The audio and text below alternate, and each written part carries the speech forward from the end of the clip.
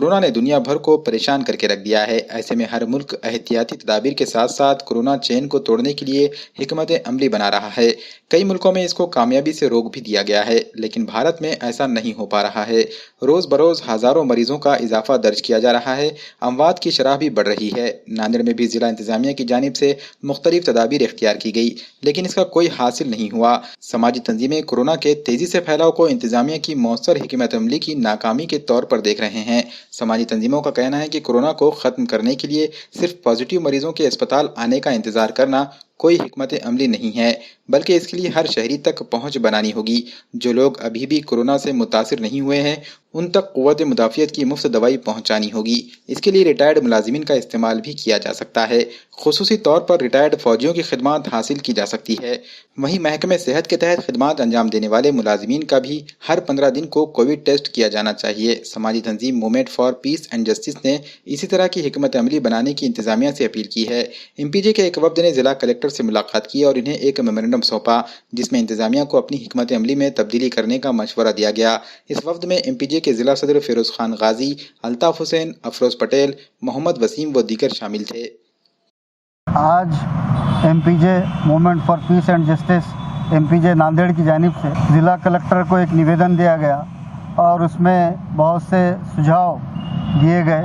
इसके पहले भी हमने हेल्थ को लेकर डीन और सर्जन से भी मुलाकात की थी और पिछले हफ्ते हमने कलेक्टर को भी एक निवेदन दिया था। इसी तरह हम इसका फॉलोअप भी कर रहे हैं। तो हमने आज मुख्तलिफ सुझाव कलेक्टर को दिए हैं।